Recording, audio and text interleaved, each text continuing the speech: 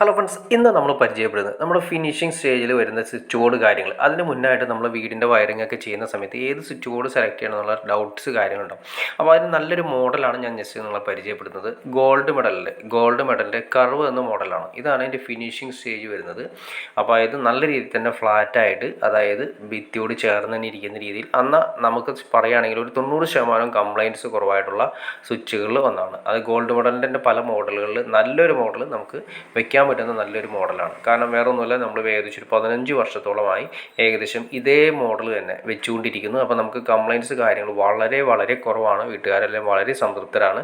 അതായത് വളരെ കംപ്ലൈൻറ്റ്സ് കുറഞ്ഞ മോഡലുകളിൽ ഒന്നാണ്. പല മോഡലുകളും വെച്ചിട്ടുണ്ടെങ്കിലും കംപ്ലൈൻറ്റ്സിൽ വളരെ വളരെ കുറവായിട്ട് നമുക്ക് വിശ്വസിച്ച് വെച്ച് കൊടുക്കാൻ പറ്റുന്ന, അല്ലെങ്കിൽ വാങ്ങാൻ പറ്റുന്ന, നമ്മുടെ വീടുകളിൽ വാങ്ങാൻ പറ്റുന്ന നല്ലൊരു മോഡൽ. ഇതിൻ്റെ വൈറ്റ് മോഡൽ വരുന്നുണ്ട്, അതുപോലെ തന്നെ ബ്ലാക്ക് മോഡൽ വരുന്നുണ്ട്, പല ഗ്രേ ടൈപ്പ് വരുന്നുണ്ട്. അത് മറക്കണ്ട, ഗോൾഡ് മെഡലിൻ്റെ കർവ് എന്ന മോഡലാണ് വരുന്നത്. കർവ്, അതായത് ഗോൾഡ് മെഡലിൽ തന്നെ പല മോഡലുകളുണ്ട്. അതിൽ കർവ് എന്ന് പറയുന്ന മോഡലാണ് നമ്മൾ ഈ സെലക്ട് ചെയ്തിരിക്കുന്നത്.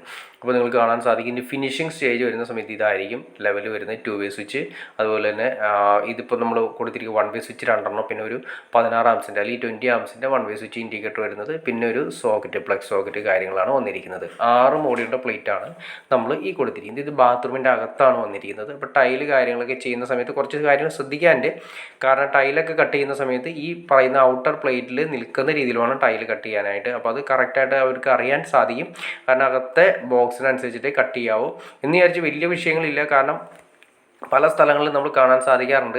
അതായത് ഫിനിഷിംഗ് സ്റ്റേജിൽ നിന്ന് ഔട്ടർ പ്ലേറ്റ്, നമ്മൾ ഈ പ്ലേറ്റ് ഇട്ട് കഴിയുമ്പോൾ പിന്നെയും ഗ്യാപ്പ് വരുന്നു, ഭിത്തികളിലൊക്കെ ഗ്യാപ്പ് വരുന്നത് കാണാൻ സാധിക്കും. അത് തേപ്പിലൊന്ന് ശ്രദ്ധിച്ചാൽ മാത്രം മതി.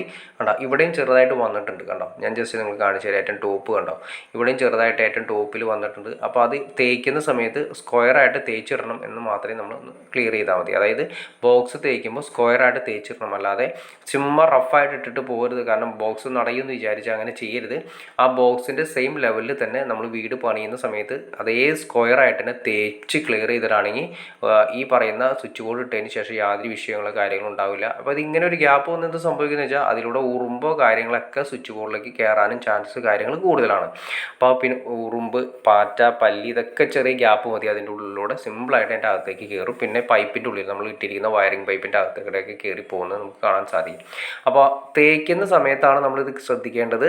അതായത് മെയിൻ കാര്യങ്ങൾ ശ്രദ്ധിക്കേണ്ടത്. ഇപ്പോൾ 2-വേ സ്വിച്ച്, ഒരു റെഗുലേറ്റർ ഉള്ള ടൈപ്പാണ് കൊടുത്തിരിക്കുന്നത്. റെഗുലേറ്റർ വരുന്നത്, ഇപ്പോൾ റെഗുലേറ്ററിൻ്റെ ആവശ്യമില്ലെങ്കിലും നമ്മൾ കാണിച്ചെന്ന് മാത്രമേ ഉള്ളൂ, BLDC ആയതുകൊണ്ട്. പിന്നെ നമ്മളിവിടെ കൊടുത്തിരിക്കുന്ന പ്ലഗ് കേട്ടോ, ഇൻ്റർനാഷണൽ സോക്കറ്റാണ്. അതായത് ഏത് ടൈപ്പ്, നമുക്ക് ഏത് രാജ്യത്തു നിന്ന് കൊണ്ടുവരുന്ന പ്ലഗോ എന്ത് ഉപകരണങ്ങളാണെങ്കിലും നമുക്കതിൽ കുത്താൻ പറ്റുന്ന രീതിയിലുള്ള ഇൻ്റർനാഷണൽ സോക്കറ്റ് നമുക്ക് വാങ്ങിക്കാൻ കിട്ടും. അത് ബെഡ്റൂമിൽ ഒരെണ്ണം ഏതെങ്കിലും ഒരു പ്ലഗിൽ ബെഡ്റൂമിൻ്റെ ഏരിയയിൽ ഒരു ബെഡ്റൂമിൽ ഒരെണ്ണം എന്നുള്ള രീതിയിൽ നമുക്ക് സെറ്റ് ചെയ്യുന്നത് നല്ലതാണ്.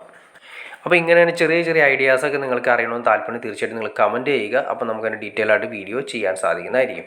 അപ്പോൾ നിങ്ങൾ നല്ല രീതിയിലുള്ള ഗോൾഡ് മെഡലിൻ്റെ കർവ് എന്നാണ് നമ്മൾ പരിചയപ്പെട്ടത്. അപ്പോൾ നിങ്ങൾക്ക് ഇൻട്രസ്റ്റ് ആണെങ്കിൽ തീർച്ചയായിട്ടും ചാനലൊന്ന് ലൈക്ക് ചെയ്തേക്കുക, ഷെയർ ചെയ്തേക്കുക, സബ്സ്ക്രൈബ് കൂടി ചെയ്തേക്കുക. അപ്പോൾ ഇത് മാത്രമേ നമുക്ക് ഇതുള്ള ഇൻഫോർമേറ്റീവായി വീഡിയോസ് ചെയ്യാനുള്ള ഒരു മോട്ടിവേഷൻ ലഭിക്കുക. തീർച്ചയായിട്ടും ചാനൽ സബ്സ്ക്രൈബ് ചെയ്തേക്കുക. ഓക്കെ ഫ്രണ്ട്സ്, അടുത്ത വീഡിയോയിൽ കാണുന്നവരെ ഓക്കെ.